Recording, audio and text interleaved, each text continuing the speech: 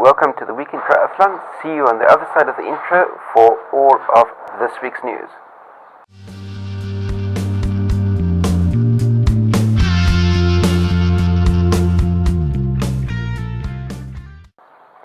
News this week is that Leanda Cave has launched her own all-women triathlon team called Team LC. It will be made up of female athletes from all walks of life, and each athlete will be selected on the basis of them being able to be an ambassador for the sport, to be able to promote triathlon as a better place for current and future athletes, as a way, or current and future female athletes, should I say, as a way to promote health and fitness.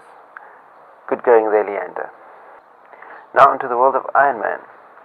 63-year-old Peter Vaughan of Australia will be competing in his 100th Ironman this coming weekend. Last year he finished 12 Ironmans in 1 year at the age of 62. That's awesome going. But one wonders how many more he'll still need to do before he receives one of those ultra-coveted Ironman loyalty slots for Kona. Let's have a look, see if 100th is enough to be able to do that for him. As far as race results are concerned, there were no Ironman events that took place last weekend. However, this weekend, Ironman is more than making up for it with the inclusion of 5 events coming up this coming weekend, and all of them are taking place on Sunday the 1st of May. First up is the Ironman 70.3 in Port Macquarie in Australia. Second up is the full distance Ironman Australia, which also takes place in Port Macquarie, so the 70.3 and the full distance are happening in the same place. Then, same day, still in Australia, there's going to be Ironman 70.3 Busselton. So we've got 3 Ironman branded events in the same country on the same day. Obviously, Australia must have way enough athletes to be able to fill all of those events. Then, the next up on the Ironman calendar is the Ironman 70.3 in Provence in France.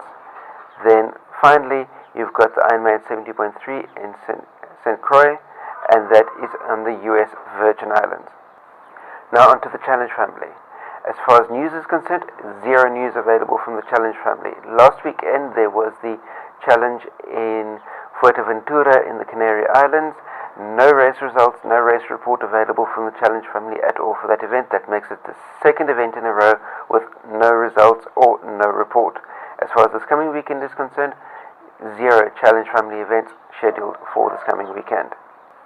Now onto the world of Xterra. At the time of recording, there was 0 news available from Xterra headquarters as far as what is happening. That may well be changing by the time the video is eventually edited and published, but at the time of recording, 0 Xterra news available. As far as last weekend's racing was concerned, there was the Xterra Asia Pacific Championship in Jervis Bay, New South Wales, Australia. Lizzie Orchard of New Zealand picked up the win in the ladies division, while Braden Curry also of New Zealand picked up the win in the men's division.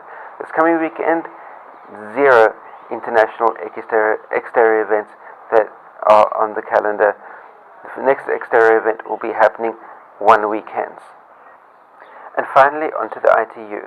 The ITU has signed a development grant contract with the African Triathlon Union for 2 athlete development training camps and 1 level 1 technical official training course and 1 level 2 technical official training course. But the sum involved as far as the development grant contract is concerned has been undisclosed. So it's an undisclosed amount of money being given to the African Triathlon Union to organize this 1 athlete development training camp and 2 technical official training courses. My personal experience in reviewing development grants in the past is that at best 15% of the grant money will actually be spent on the actual development projects. The rest of the money will be spent on meetings in fancy hotels where development plans get discussed. As far as this past weekend's racing is concerned, there was an ITU World Series that took place in Cape Town. The city of Cape Town played host to the first sprint distance event on this year's World Triathlon circuit. Flora Duffy took the lead out of the water, extended it out on the bike leg, But ultimately, on the run, it was non-Stanford of Great Britain that was able to run her down and take victory. Meanwhile, across in the men's race, we had Johnny Brownlee and Fernando Alonso in the lead pack of riders, and they extended the lead out on the run, but in the end it was Fernando Alonso that broke away to take the first ever victory in his career.